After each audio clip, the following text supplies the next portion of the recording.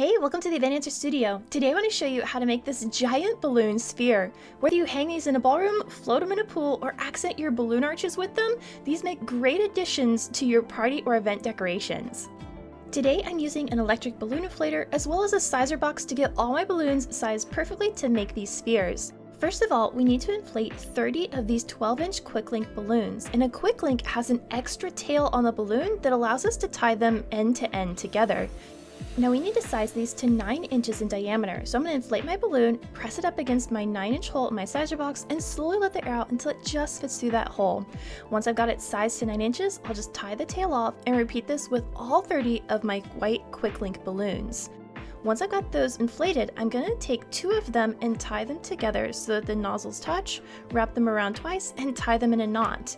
To this pair, I'm going to continue to tie balloons onto it. So take one of those tail ends of the pair and tie a nozzle or a tail to it. Now it doesn't matter if you're tying nozzle to nozzle or tail to tail, they just need to be tied securely together. So do this until you have 10 balloons all together in a chain. Once you've got all 10 of those, you're then going to take both ends of that and tie them together, and that will give us a ring of 10 balloons. In the same way, tie 5 more quicklinks together into a chain and bring those 2 ends together to make a ring. And we need 2 rings of 5 quicklinks, as this will be the top and the bottom of our sphere. So go ahead and repeat that until you've got 2 of these smaller rings. And then I'm going to grab my hand pump and inflate 20 white 5-inch balloons to 3 inches in diameter. Or if you're using a hand pump like I am, that's 1 pump of air. I'm going to take my 10 remaining quicklinks and tie 2 of these tiny balloons to it, 1 to each end. So take your nozzle of your tiny 3-inch balloon and the nozzle of your quicklink, wrap them around twice, and tie them in a simple knot. Tie the second tiny balloon to the tail, and this will give us the bridging piece between our rings. So do this with all 10 of your quicklink balloons, and then we're going to move back to our rings. Starting with our 5 balloon ring, at the joint where we tied 2 quicklinks together, that's where we're going to tie in our bridge piece. So lay your bridge piece right across the nozzles, wrapping that tiny balloon around them and back to where you started. I'm going to repeat this step in every joint of my quicklink ring until I have 5 of my bridge balloons pointing out from the ring, and it's going to start looking like a star. Now the important thing to keep in mind is always start from the same side of your ring. So when you hold up the star, all of those tiny 3-inch balloons should be on the same side, and this is going to start cupping it so it looks like the bottom of our ball. So do this one more time with your other ring so you have 2 stars and our giant 10 balloon ring. Now we're going to bring all these together to start building our sphere. I found it helpful to lay the 10 balloon ring flat on the floor and then set my first star right on top of this. Now I want to align this so the tiny balloon of my star is sitting right over the joint between 2 balloons. And we're going to attach the star to every other balloon joint on our ring. So bring your tiny balloon down on the outside of the nozzle, wrap it to the inside of our ball, and then bring it back out so that that tiny balloon always finishes on the outside of our sphere. I'm going to continue doing this in every other joint all the way around the ring until all 5 points of my star is attached to that 10 balloon ring. If you'd like a little bit more detail about today's project, I've got a set of written instructions linked in the description box below. That includes a complete supply list, illustrations, and step-by-step instructions to get you through this entire project. Now that the bottom half of the sphere is complete, I've flipped it over and I'm going to set the second star right on top and attach it to that original 10 quicklink balloon ring in every joint where there isn't already a tiny balloon attached. This will give us our base sphere structure, and in and of itself is a beautiful design. You could hang these in a ballroom for a wedding or a special event and shoot colored light onto it, and it would be gorgeous as well. But I want to take this one step further and fill in all of these empty holes with an accent color.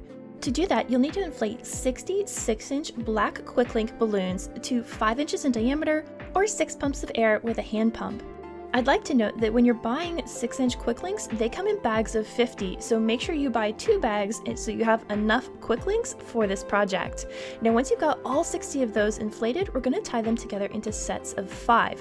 So take 2 balloons, wrap the nozzles around twice, and tie them in a knot, creating a pair. Now to this pair, we want to add an extra balloon to give us a trio.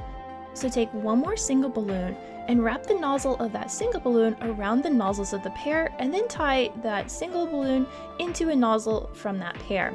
This will secure them together as a trio, but to make a set of 5, you need to make one more pair, and then we're going to join that trio and pair together so all the nozzles touch in the center, and then simply wrap one balloon from a pair and one balloon from the trio together, and that will lock them into a set of 5.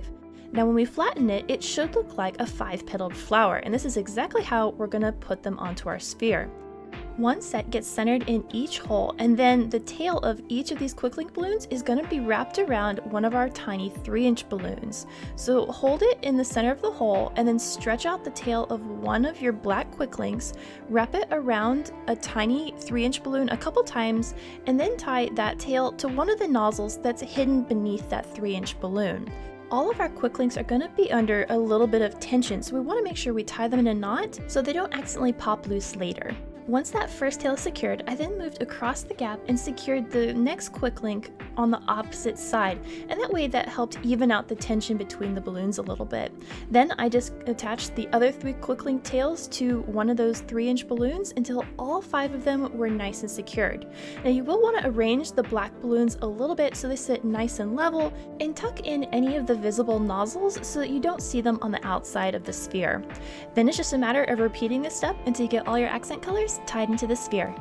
Knowing how to make a sphere opens up so many different decorating possibilities. So whether you're adding this as an accent piece on an arch, placing a basket beneath to turn this into a hot air balloon, you're hanging them from a ballroom ceiling for a wedding or a special event, or making it into a soccer ball for a birthday party like I am. If you enjoyed making the balloon sphere, you should check out this project next.